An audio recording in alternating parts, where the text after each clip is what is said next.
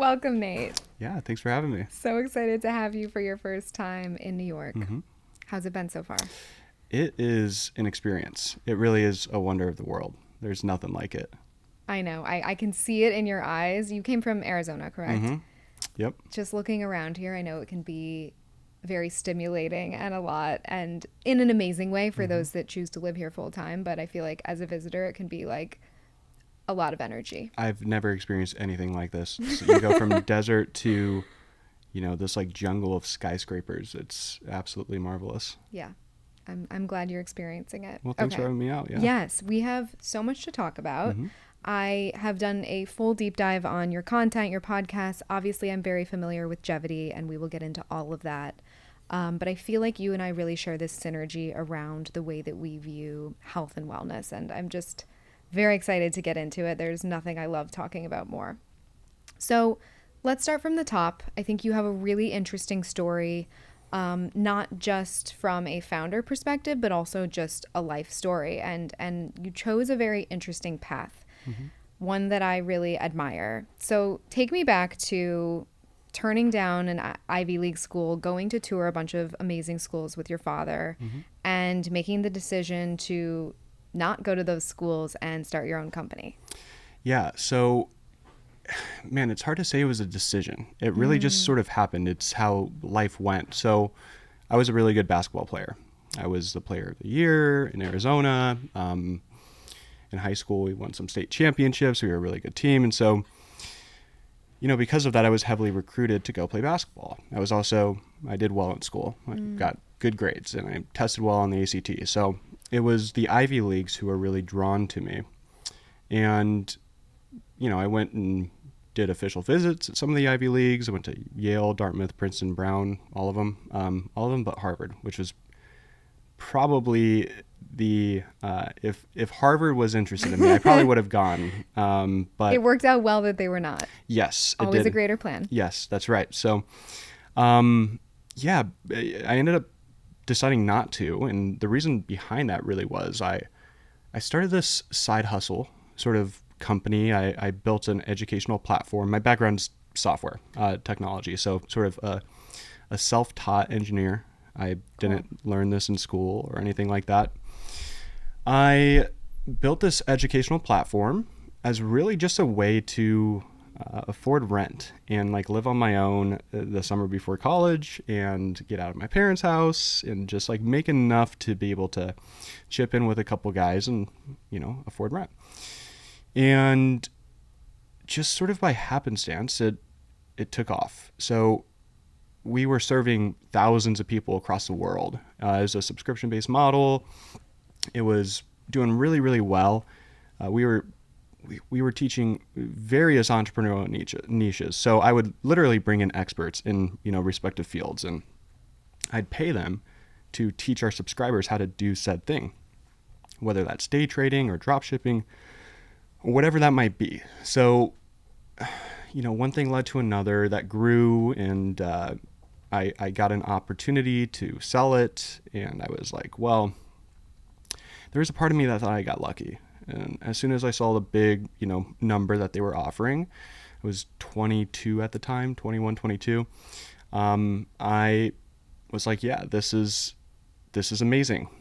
First offer, yeah, first person that approached you. With no advice, with like no due diligence. You're 21 years old. You think you know everything. You don't. And a lot of valuable lessons in that. When it comes to selling your company, getting acquired, it's not like you can just go to anybody and ask for advice on that. I didn't even look. I should have looked. Especially at that age and back then. Right. Yeah. And there was a part of me that my buddy, Ricky, he was the youngest millionaire in Arizona at the time. And there was this stupid chip on my shoulder. I wanted to like take that throne and take that title. And it was the dumbest reason ever for selling a company. I wish I would not have sold it, to be honest with you. I was going to ask you if you regret it. Yeah, I do regret it. I regret it in one capacity, and another I don't, because the lessons that I learned from that are, they can't be taught. You can't learn who not to sell a company to unless you sell a company to the wrong person. You can't, like how to value your company. I learned that you set the valuation, and you have to be the one that determines what you're willing to let it go for. And I was convinced that this was a great offer, and ultimately, it was a tremendous experience, good and bad. They ended up taking the company and honestly kind of butchering it, which was unfortunate. It was helping so many people. Hard to see. Yeah, and I would get messages often. You helped me pay off my student loan debt. Like, we got our first house. Like, all these amazing things that, as soon as I suppose you can call it greed. I suppose you can call it, probably excitement. As soon as that came about with this offer, it was unfortunate that, all those amazing stories and messages that I would receive on how we helped people, that would sort of all cease. However, I wouldn't be doing what I'm doing today if it wasn't for that experience. So around that time, my father passed away. Or actually around that time, we found out my father was diagnosed with non-small cell lung cancer. So he was a healthy guy.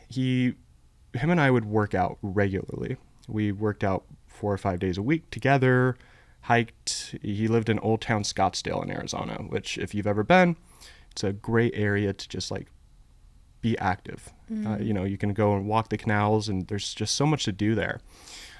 And so he wasn't like an attorney or a doctor, so he didn't have this crazy high stress lifestyle. He did everything right on paper, minus going and getting his blood work done and looking under the hood to ensure that he's healthy. He just assumed I am healthy. So he's what age at this point when he starts showing symptoms? 58. 58. Yep. So, 57 was when he first started showing symptoms. And what was happening? Just lower back pain. That's where it started. Yeah. So he went to the doctor with lower back pain, and he knew it felt different. He didn't go straight to a chiropractor. He knew it felt different. And so he went to his doctor, and he was gaslit. I mean, he was like told that essentially that there's nothing there, and just like, go stretch. This is all in your head. And, of course, that's not the delivery that the doctor chose, but in some, that's what they were saying. Stretch more before you work out. Maybe go get an adjustment. And he sort of learned to live with this back pain, but it got progressively worse. It became like this chronic pain. And it got to a place where he was unable to walk. He just could not walk anymore. Wow. Went to the doctor. Then they decided to take things serious. Ran tests. So he hadn't had labs really up until that point? No. Nope. So he didn't do, goodness. And even if he had, honestly, just deeply understanding what primary care physician full panels look like, honestly, it wouldn't have been enough. They wouldn't have been able to catch much, if anything, if they would have done labs. Can you speak to that? Because I've heard you talk about primary care panels and how a lot of it is selected based on what's covered by insurance. That's right. Yep. So it's very unfortunate, but that's the truth. If you go to your primary care physician and you ask them to do a full panel, it's not going to be very comprehensive. It is only going to include what insurance is willing to cover. So because of that, you're missing what we believe to be like incredibly important biomarkers that are indicative of good or poor health, that are necessary to track as it relates to longevity. When you do a primary care physician full panel, and by the way, I'm not like being overly dismissive of primary care. Of course. They're doing their best, and there's a system in which they operate, and it's unfortunate, but they're kind of bound to it. They're looking at a basic metabolic panel, CBC, maybe a lipid panel, not much beyond that. Sometimes they'll go up to a comprehensive metabolic panel, which is like 13 or 14 markers, depending on where you get it. And then insurance will cover that. But they're not looking at, homocysteine or C-reactive protein or lipoprotein A or apolipoprotein B. These are incredibly important markers that you need to be tracking. They're incredibly important for not just health optimization, but preventative health. You've got to know cholesterol is not enough anymore. So your primary care physician is probably going to look at your cholesterol and leave it there. They're not even going to think to go look at apolipoprotein B because, and again, it's not their fault, but they're just not taught these things. Yeah, I'm really not in the camp of primary care and or medicine is out to get us. Mm-hmm. I genuinely don't believe that. And I think people take it a little far to say that like that's left out because they don't want you to be healthy. I think our goals are aligned. It's just that it's not vast enough. It's not evolving with technology and our optionality. And it really requires, unfortunately, a lot of times like aggressively being your own advocate in order to get the extra panel. Like I one time went in and I needed selenium drawn because mine was like skyrocketing randomly during COVID. And for me to even get that added to my panel was such a to-do. And that's where it's a problem because you're now getting in the way of people's ease and efficiency when it comes to this kind of stuff. And then they're not going to do it. You have to make it easy. It has to be super easy. And it's challenging because that should not be a to-do. That should be just like a, hey, add this to my panel. Okay. Totally. It should be that simple. And with it not being that simple, it almost suggests that it is your doctor who owns your health. And I have an issue with that. It's you own your health. It's you who has to put on your shoes every morning and walk in them. It's not your doctor. And yet, sometimes you have to fight your doctor on adding something to your panel. But yeah, I mean, they're in the industry mostly, most of them, I believe, glass half full, to help people. Of course, there's bad actors in any industry, but they're doing what they've been taught. And it starts with med school and what they're being taught. So they're being taught, of course, what the clinical studies suggest. The issue is the clinical studies that they're being taught on are 70% funded by big pharmaceutical companies. And that is just, there's a huge conflict of interest. It's like, well, only big pharmaceutical companies have the means to spend $100 million on a phase 3 clinical trial. Like, right. I don't. Most people don't. And if they had the means, they're not choosing to, be altruistic and say, here's $100 million for you to go study something that I don't have a patent for, that I can't monetize, etc. So, it's like so often I think traditional medicine in med school treats the absence of evidence as like evidence of absence. And that is problematic. It's incredibly problematic because we're only studying and researching things that there's monetary like interest. There's monetary gain. It's a bit of a church and state situation. Yes, right. Where like goals aren't necessarily aligned. Right. And then we're basing all of our medical decisions on that. Right. And it's hard because the doctor isn't going through med school and realizing this or thinking to question this. They're not like questioning the source or the research. They assume it's true. And of course that makes sense. It's like, you're being taught by an expert, a subject matter expert. They obviously know what they're talking about, but not enough people talk about the huge conflict of interest that is so obvious. If you just like say it out loud, 70% of clinical trial funding is from big pharmaceutical companies or biotech companies. That is outrageous. And that's where we base our whole sort of medical education off of it. And then going beyond that, continued education or fellowships or, the school that happens beyond the med school, about 20% of that is funded, can be tied back to big pharmaceutical as well. So it's like, well, the big pharmaceutical companies they're of course spending all this money on trials. They're also funding the schools that are teaching on basically their trials. And it's this big like loop of big pharma. I don't want to go as far to say propaganda because there is merit to a lot of this. There's also, I think, a lot of harm. And there's a lot of suppression of things that big pharmaceutical companies cannot monetize or profit off of, like peptides. Peptides, we're a big fan of peptides at Geviti. And big pharmaceutical companies, minus GLP-1s, they hate peptides. They view peptides, stem cells, exosomes, all these things as a threat to what they're creating because they can't patent proteins. They can't patent, tissue. And there needs to be, to your point, a separation of church and state, and more people willing to just call into question, where are we getting our information? And I think platforms like yours and others will continue to sort of open people up to this truth, but don't take my word for it. This is all, you can research this, and it's all there. I think what's really interesting about the time that we are now entering is that people are starting to question it.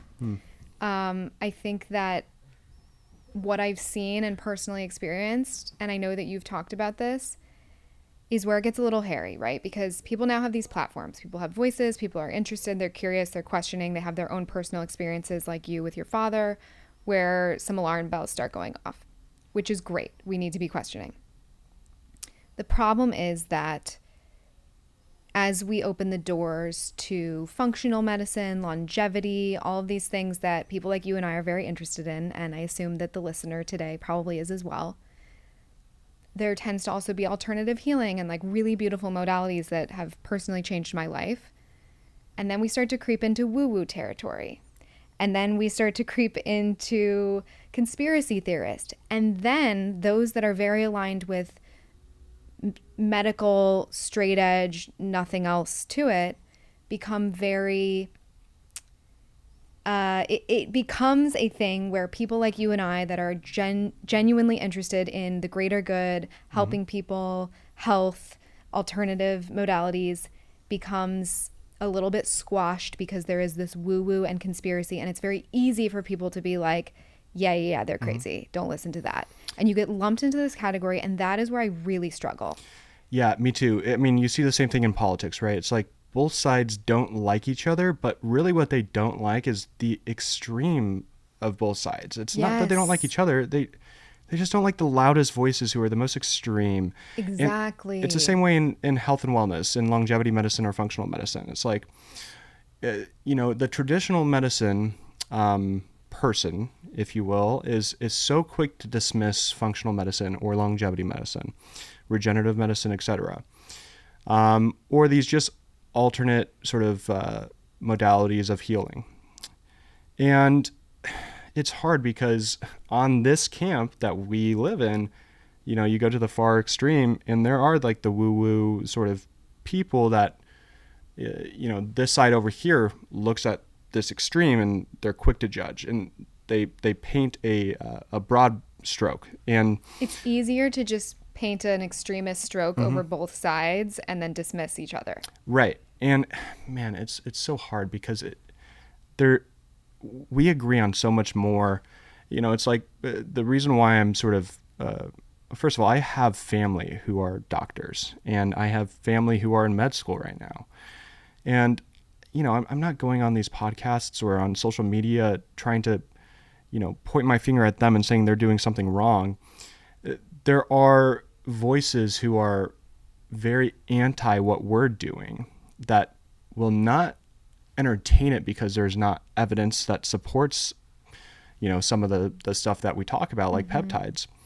And it goes back to the absence of evidence is often viewed as as evidence of absence. And that's wrong. We have to look at the anecdotes. We have to actually look at what people are saying and listen to what people are saying. And that's why companies like Geviti matter so much. So we live for the first time ever in a day and age where we have the ability for companies like Geviti and others to do our own living meta-analysis. We can do our own internal studies, and we don't have to rely solely on these clinical studies that we know, again, are 70% funded by big pharmaceutical companies. That is incredible. We can go and look and be totally objective. And I think that's how we remove the stigma of woo-woo. I think we go to the data. I think that both sides would appreciate just going to the cold hard data. The issue is then it's like, okay, well, there's obviously an interest in you. My data versus your data. Right, exactly. And so that's why we have to go a step further. And I think that this is a precursor to reaching escape velocity and mortality rate. So if you look at the mortality rate trend, the chart, for the past 100 years, it was doing this, and then around 2010, it plateaued. And it actually went down a little bit. So around COVID, our mortality rate, we decreased our average lifespan to, I forget exactly what the number is, but by a few years. And we've slowly climbed back up, but we're still very stagnant. We're not growing. You would expect, with the most advanced technology that we've ever seen in our lifetime, the most modern medicine, all of this stuff, that lifespan would continue to increase. Of course. And it's not increasing. So we need to, the precursor to reaching escape velocity and increasing lifespan is, I believe, companies like Geviti doing this living meta-analysis, anonymizing all the information. We don't own people's health information, by the way, at Geviti. They own their health information. So, if they don't offer this, it's completely within their right. We hope they do, because it's for the greater good. But we can come out and we can open source our data. And then other people, other doctors, other companies can reference what we've got. It's like, we don't have to spend $100 million on a phase 3 clinical trial, because we have thousands of people at Geviti taking, let's say, BPC 157. Let's look at the data. How has this impacted their blood work? How has this impacted their mood? Let's look at their wearable metrics. How has this impacted their heart rate variability? How has it impacted their sleep? And publish all of this.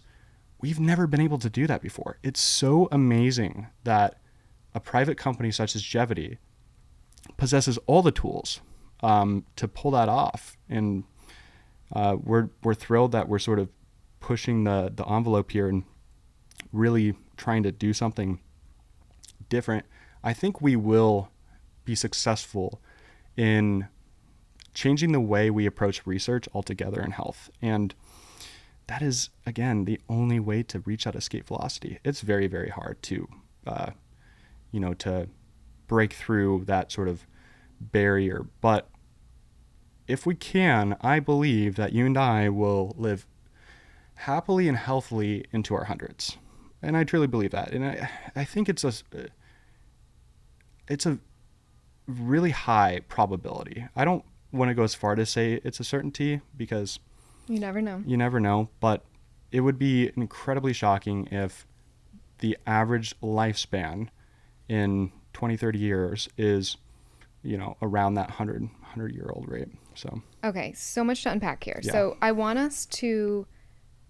people to really understand Geviti, but before we get into that, I want to finish talking about your father and what ended up happening to him, and kind of what labs were showing once you did start to look into them, and how that kind of inspired you.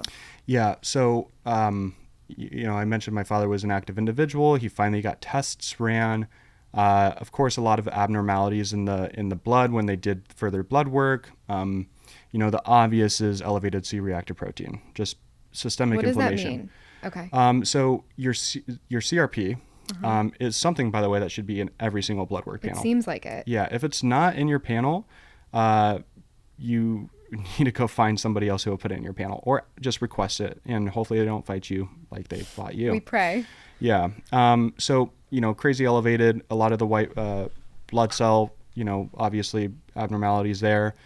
But then they went and did a scan, and that's when they found just tumors everywhere. It was everywhere. It was, that back pain that he was experiencing was a tumor. It was pushing against his spine and literally breaking his back.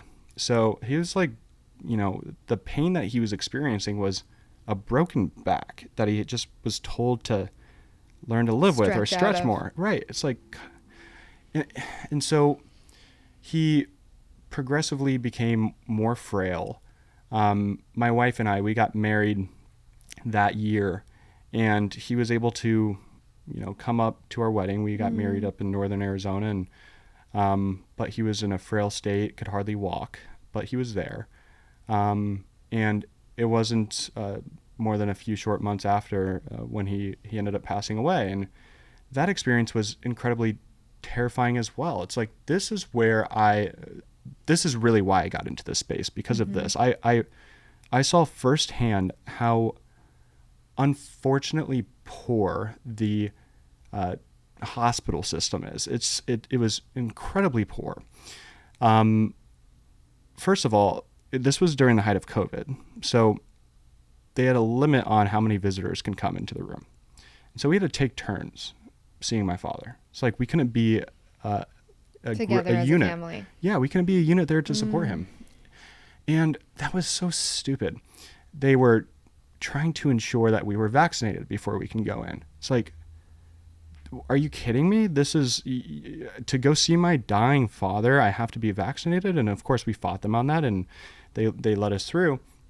But at the end, he just sort of took this really hard turn and for the worse. And the doctors come to us and they're like, well, there's two options.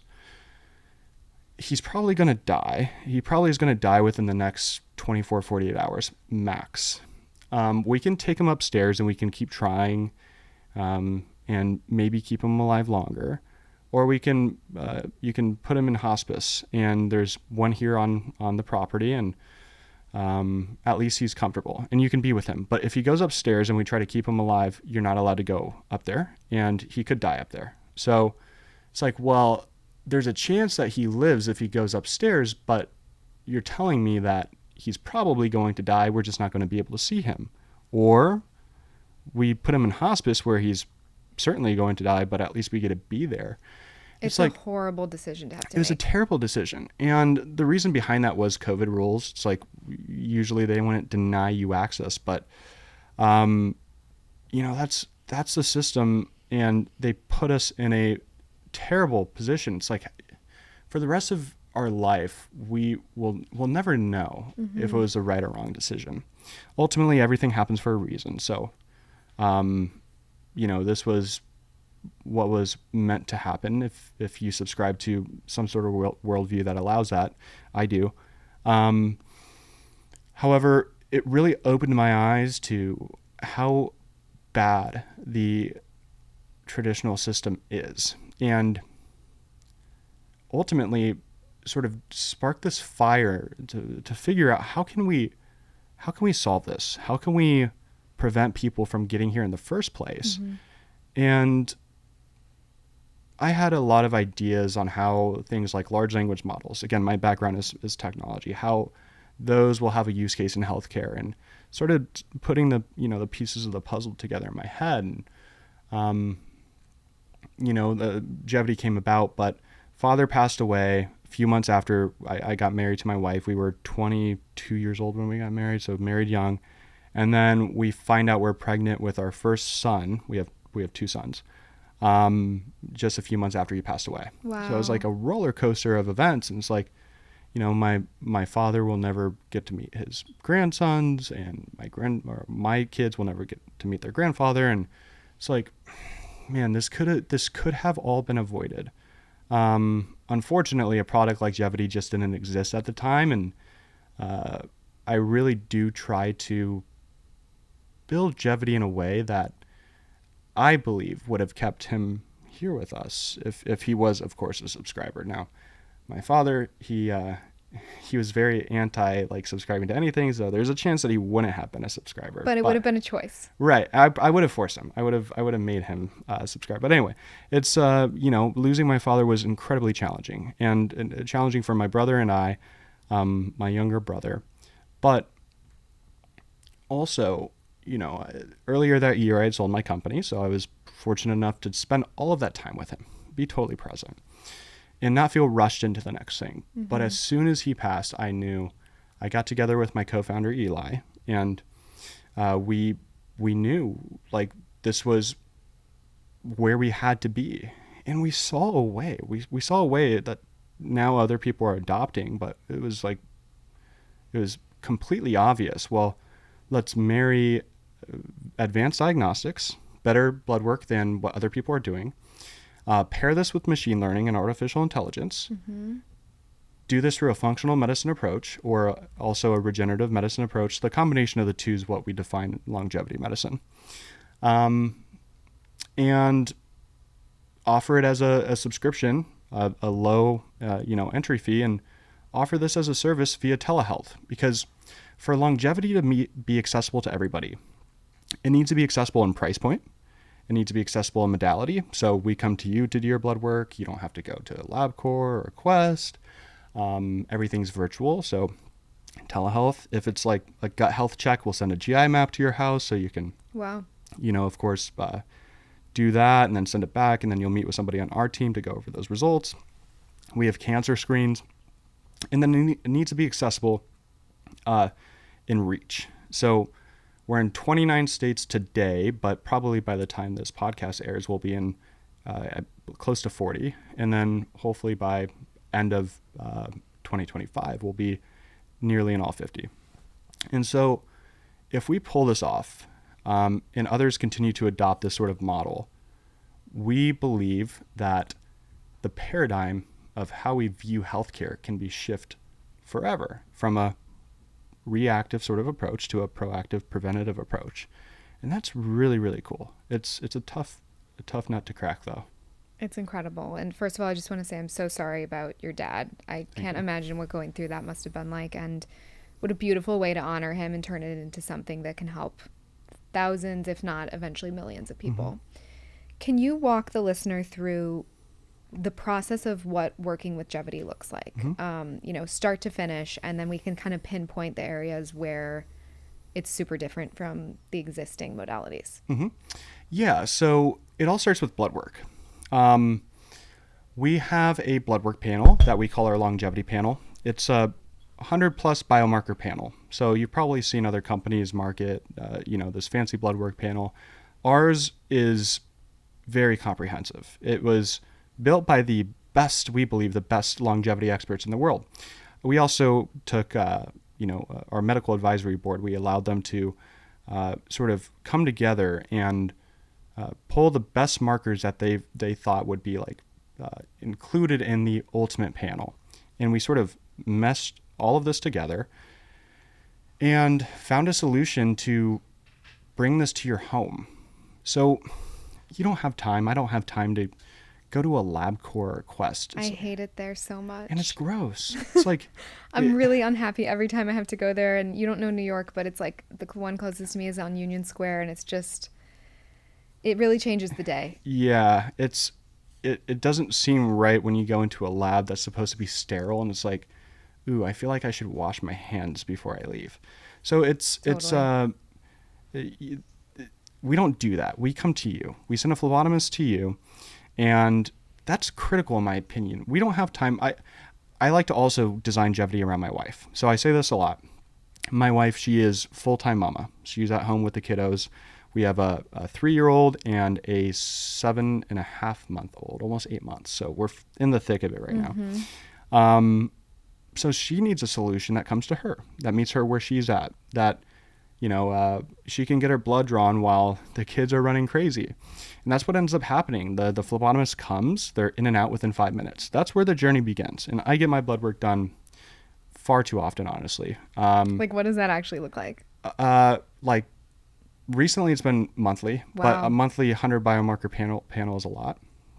But you're also this is your company, so it's going to be a little bit more extreme. Yeah, I'm always testing, so which we don't recommend at Geviti, but I'm sort of like my own little lab rat, if you will. I experiment with a bunch of different compounds, and so for me, they just come to the office. I've literally got my blood drawn in a meeting. The last podcast I was on in Miami, the phlebotomist drew our blood while we were doing the podcast. I was just going to say we should have had them come here. I would have loved that. Yeah, we should have. Dang it. Well. Next time. Next time. We'll get you some. Time. It's so starts with blood work. It needs to start with blood work. And needs to be the right blood work too. Then what happens is we synthesize this against with your health information, with your medical history, your family history. What supplements are you taking? What medications are you on? What medications were you on? if you did a genetic test or a GI map or another test, we pull all of this relevant context together, and it's synthesized through our machine learning that we've built, that's proprietary to Geviti. We have engineers from the best companies in the world, the Metas, Lockheed Martin, Google, etc. We got really, really talented engineers at Geviti. Some of the most talented engineers I know, sort of side tangent here, but I'll be brief, do not believe that they're going to have a job in the next 10 years. They believe AI is going to completely replace software engineering. I was going to ask you that. Yeah. And so because of that, they view Geviti as almost their last hoorah. Let's build something where we can really contribute to society in a deep and meaningful way. While we still can. Before it's left to AI. What a wild world. Isn't that crazy?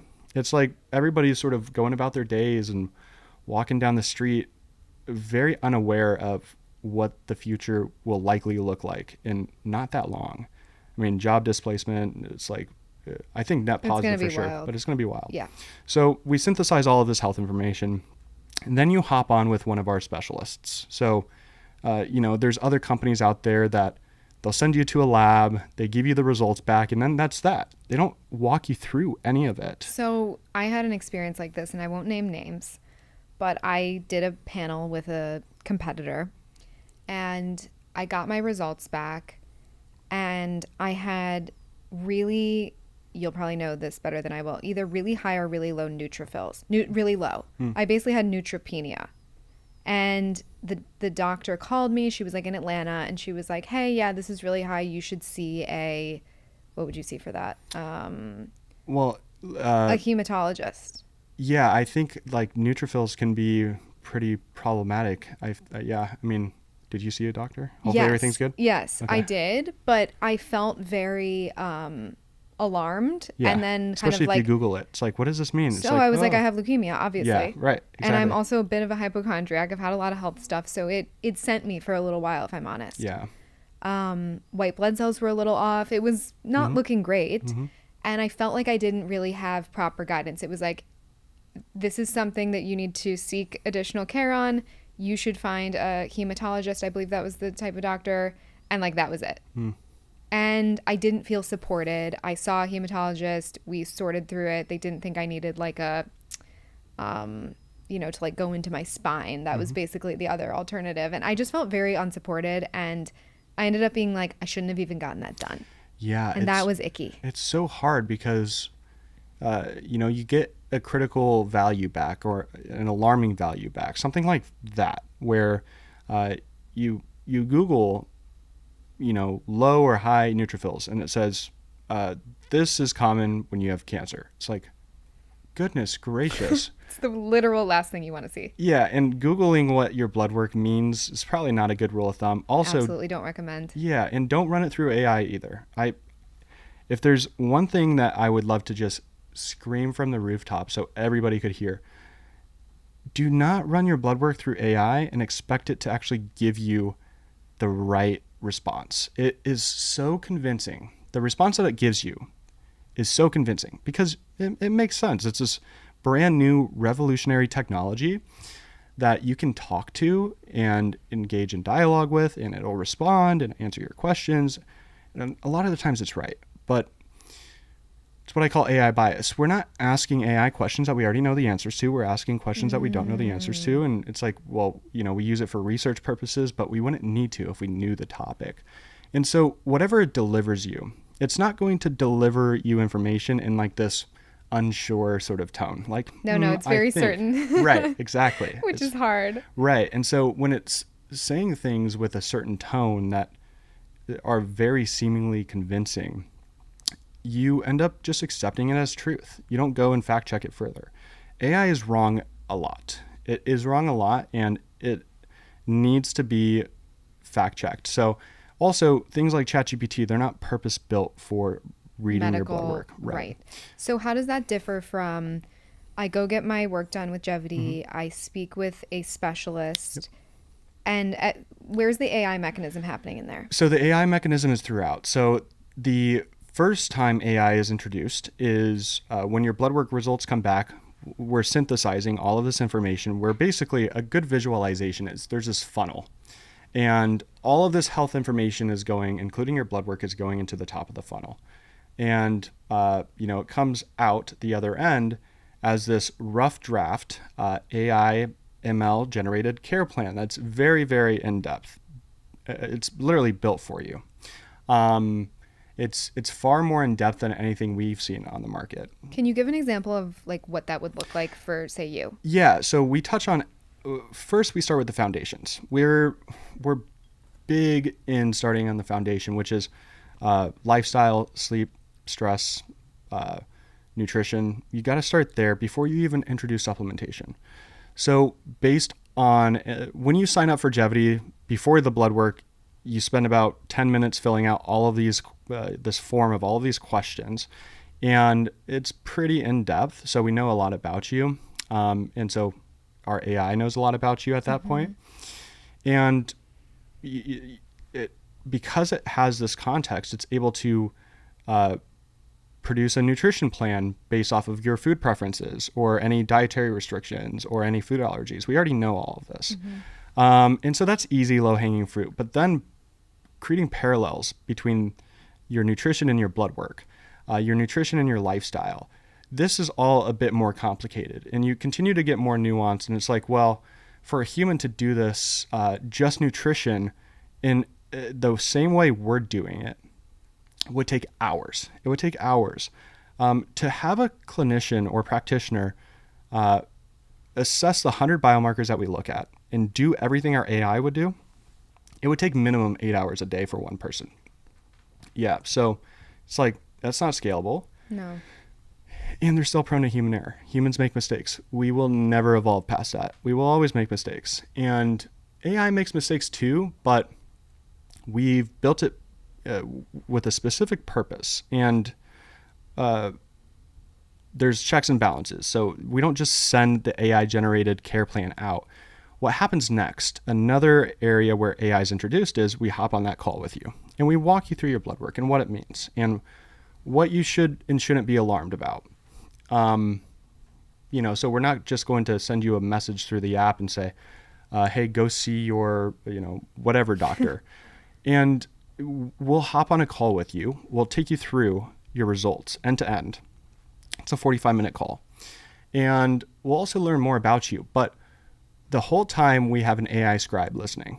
And so this AI is listening to the conversation and it's pulling relevant context from your conversation to enhance the care plan. And so, for example, if it's like, well, I have an allergy to turmeric. Well, that wasn't on your intake forms. AI recognizes it. We're not going to have turmeric. We're going to swap turmeric or curcumin with resveratrol as like an anti-inflammatory supplement, if that's applicable. So AI Scribe is listening. It's doing all of the charting for our practitioners. And when the conversation is over, all of that context, again, polishes and refines the AI-generated care plan.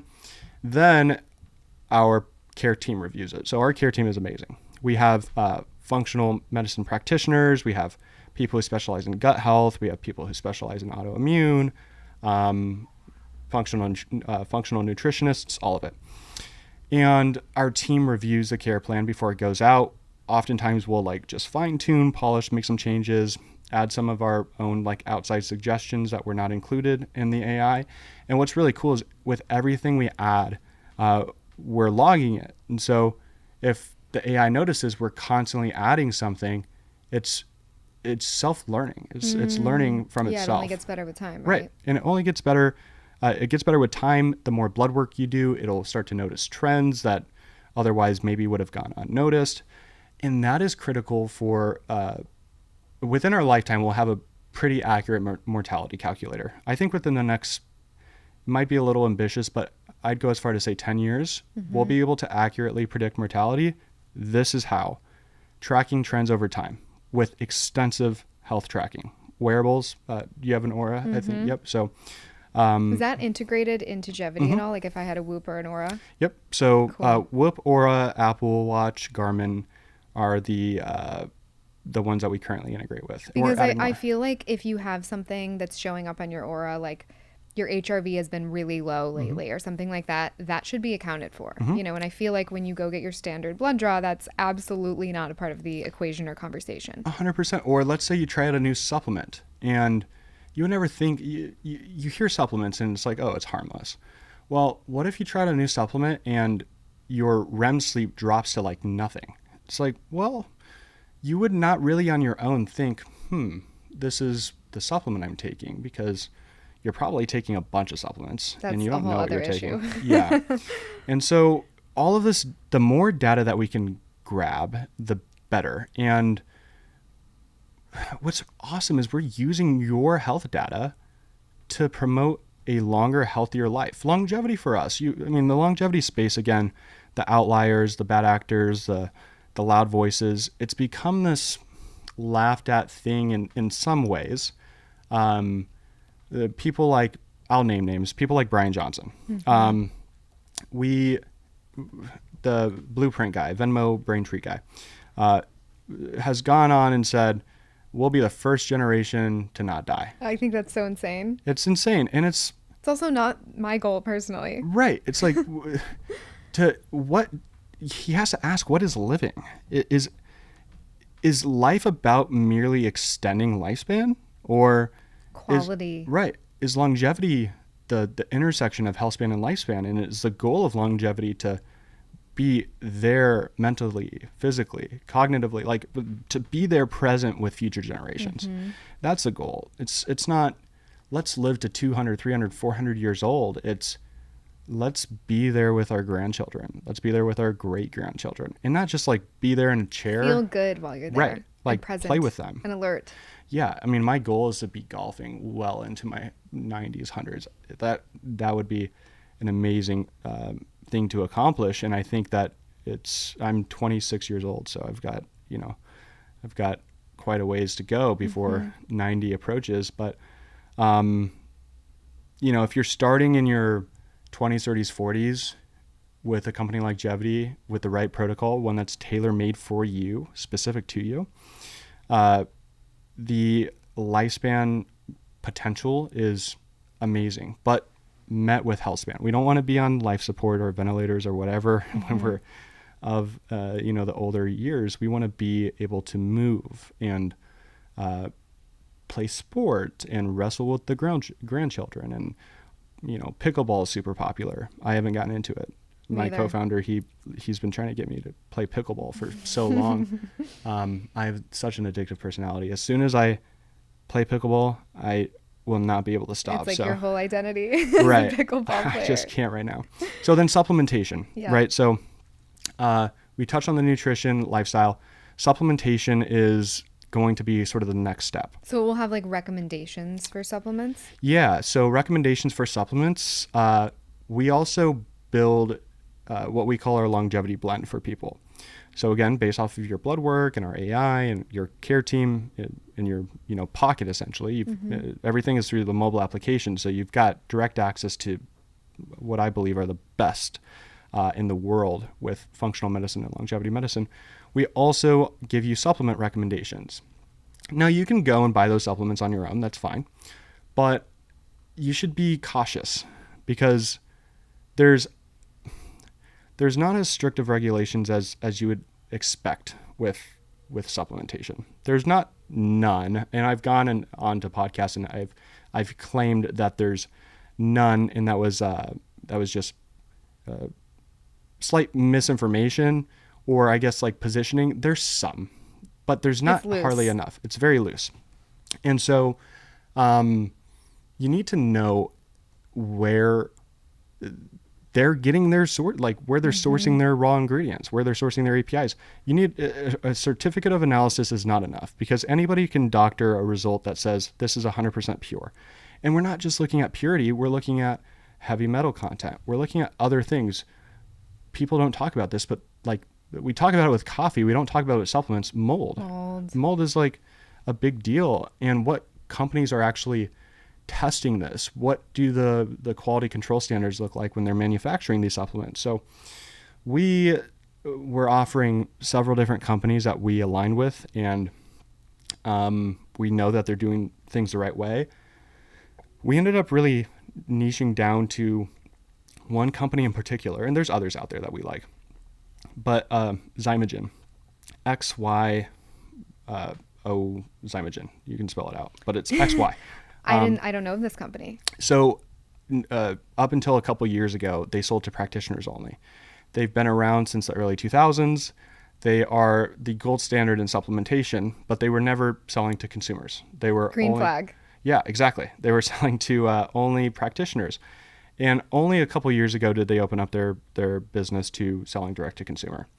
And it is the last family-owned, family-operated supplement company, and they're massive. We visited their headquarters in Orlando just a few weeks ago, and when I say family-owned and operated, it is the founder, Brian Blackburn Sr., his wife, 2 sons, daughter.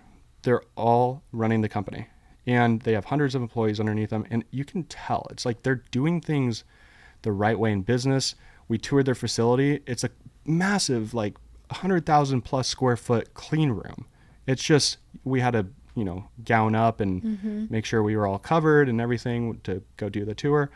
We learned about where they're sourcing their ingredients. We saw where they do on site their own testing, and then they still send everything out for third party testing.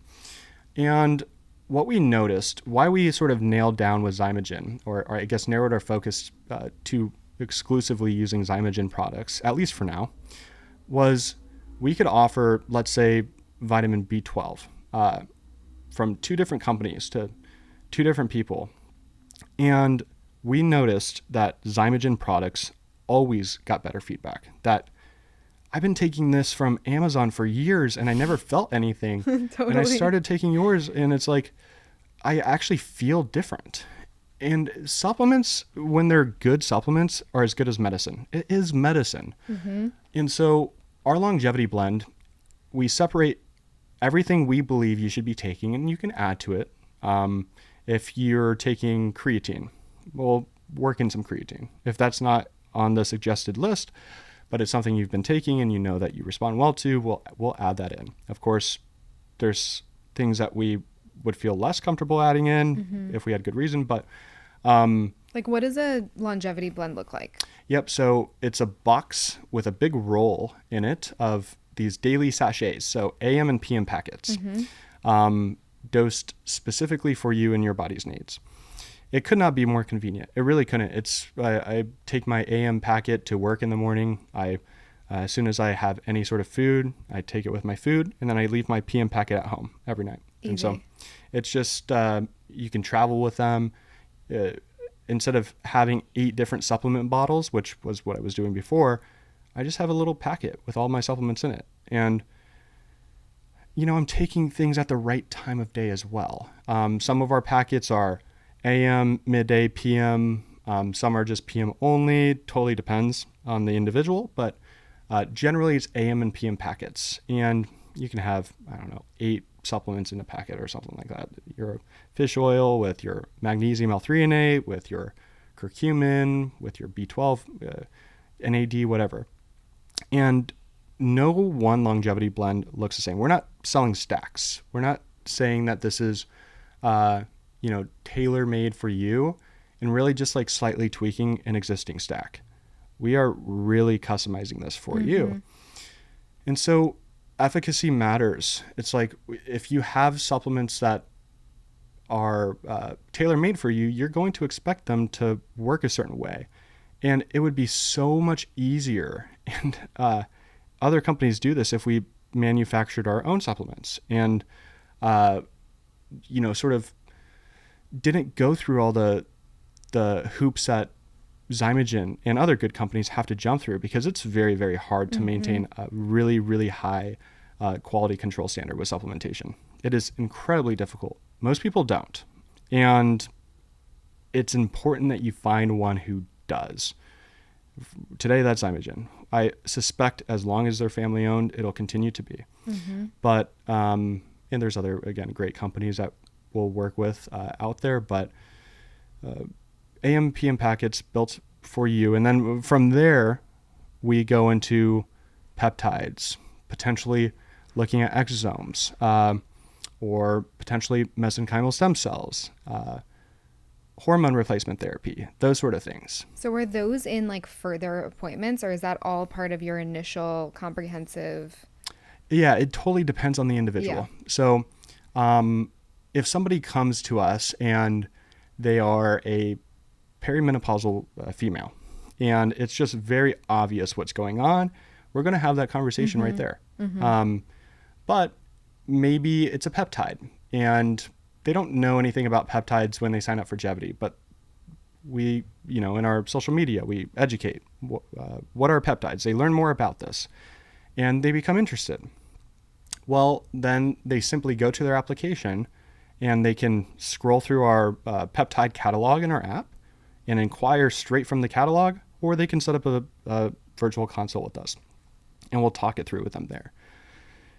Peptides are the future of longevity. GLP-1s are peptides. GLP-1s are widely popular. And peptides are so much more than GLP-1s. When we hear peptides, I've been asked, like, are those like steroids from, some groups of people? Or, like GLP-1s, I've heard those put people in the hospital. No, peptides are it's a categorization much like supplements. You're not going to take magnesium and NAD and expect them to do the same thing. They're working in two completely different ways to achieve two completely different, outcomes, results through two different pathways.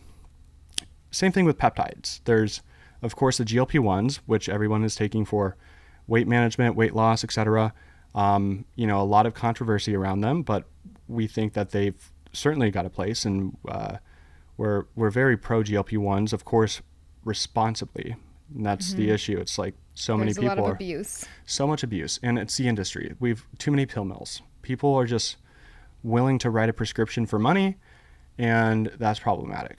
So peptides, though, we're talking, these are naturally occurring proteins that already exist in your body. So a peptide, in short, is a string of proteins, a string of amino acids, typically between 2 to 50 amino acids, properly sequenced in a way to carry out a very specific function. And those functions can look a multitude of different ways. You've got growth hormone secretagogue peptides, or growth hormone releasing hormone peptides. These are things like sermorelin or ipamorelin, CJC1295 ipamorelin. These names, they sound scientific and fancy. Very. They need better names. But what this will tell you to do is it'll tell your brain to secrete more growth hormone. As we age, our growth hormone decreases. The fountain of youth, if there is one, is good growth hormone, good NAD, good hormones, period. Mm-hmm. And so in order to achieve that, inevitably you will need to supplement. That could look like exogenous hormones, or that can look like a peptide. The nice thing about peptides is you will not produce more growth hormone than your body would want to have in it. In other words, if you take exogenous growth hormone, you can put as much in your body as you want. And that can be very problematic. If you have cancer, it can grow that cancer. Mm-hmm. That's where you start seeing people with like that sort of puffy gut, like the bodybuilders. Mm-hmm. Or their facial sort of features can literally start growing. And so these growth hormone peptides we eliminate those potential side effects that you would get from exogenous. Then there's things like BPC 157, which is body protective compound 157. That is drawn to cytokines in your body. It finds inflammation and it goes to those areas and creates new capillaries and basically just promotes blood flow. And wherever you have inflammation, a few years back, I broke my hand. I started taking BPC 157 and it healed my hand in like half the time. Wow. So there's all these, and it's great for gut health, gut inflammation. Then there's the GLP-1s, which a lot of people love microdosing them. People are like, well, that's cheating. We would say it's not cheating. It's using a tool, just like you use a gym as a tool or you use these other things as a tool. If you're eating enough protein, if you're working out, if you're not like macrodosing these GLP-1s and, you're not like the subject to body dysmorphia, then they could be a tremendous tool as well. And so you've got other peptides that are great at cellular repair. One of my favorites is GHKCU, GHK copper, which tells your body to produce more collagen. It's like everyone I know takes collagen. I'm like, why are you taking collagen? You're wasting your money. It's not bioavailable. Start taking GHKCU instead. Take it either, I take it a couple ways. Topical, I take it in a troche sublingual lozenge, or you can also do injections, subcutaneous injections. And your body will produce more collagen. So now we're talking optimal growth hormone levels. We're talking optimal collagen. So your skin, hair, nails are all, of course, in optimal condition. Your growth hormone is supporting weight loss. It's supporting muscle growth. It's supporting energy levels, sleep. BPC 157 and TB 500, supporting inflammation, keeping inflammation at bay. We're using these proteins to literally just sort of replace or augment your physiology and replace traditional medicine. We don't need exogenous growth hormone anymore. We don't need to take ibuprofen to get inflammation down when we can take BPC 157. I know so many people that just pop ibuprofen like it's freaking chewing gum. Crazy. Yeah, it's nuts. I haven't taken one in years. Good. Which is, thank God. But it required some education around it, right? Right. Have you tried peptides? As does all of this. No. And so I'm really, we got to talk about this after, because I'm definitely interested. I think that with all of this stuff, and even with GLP-1s, and I know we have to go in like 2 seconds, but even with GLP-1s, like initially when I heard friends talking about microdosing them and things like that, I was like, ugh. I do think that, and I'm learning, and I'm still like, kind of wrapping my head around these additions to what people are doing. I think that there is a time and a place for each of these things where, when they're very well optimized by the right care team, it can have a really good result. So I think it's really interesting. I think that the fact that you're bringing that into the conversation with, the longevity and just preventative care, like it's a really interesting marriage and combo. And I'm really excited to see my results too. Yeah, you'll get your biological age, which some people view as a vanity metric. We view it as a way to assess if our care plans are working. And of course, you'll get all of your blood work results. We're also looking at when you do your 6-month follow-up, because we do blood work twice a year as part of our membership. So it's not just a one-time blood work panel. It's a couple times a year.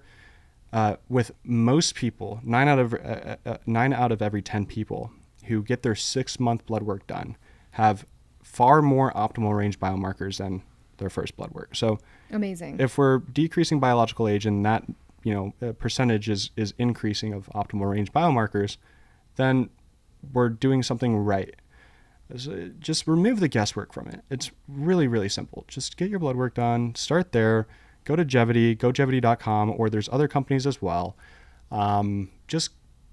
It could be the matter of life and death. It just can be. And why take that risk if you have children, or you want to have children, or you have a significant other, or you really love your dog or whatever? Like, you have reason to be here.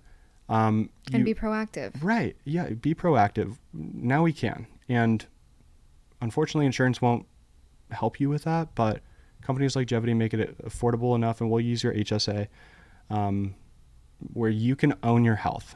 You can take control of your health. You don't have to be worried about getting medically gaslit. You don't have to be worried about getting denied insurance coverage.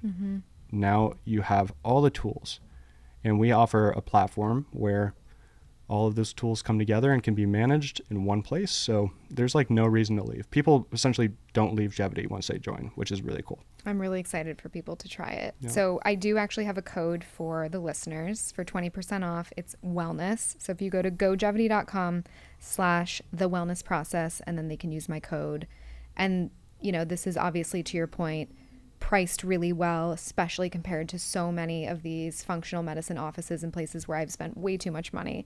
And then you can get that additional 20% off with it. Yep. So really excited for everyone to try, and let me know on Instagram, or let Nate know where can people find you and Geviti on social? Yeah, so Nate Graville, Graville, Graville, Instagram, LinkedIn, find me there. But go Geviti, Geviti. I don't know if you can see it. It's on my side hat. Looks great. It's a play on the word longevity, in case that went over anybody's head. We get Geviti. It's one of those hard names to pronounce. I accidentally said Geviti months ago. That's okay. It happens. I was corrected. I have family that just still doesn't know. It's crazy. But yeah, go Geviti on Instagram. We post regularly educational content. Yeah, and then be on the lookout for, future podcasts and stuff like that. But go Geviti.com. That's where you got to go and start with your blood work. Amazing. Thank you so much for coming on, Nate. Thanks for having me.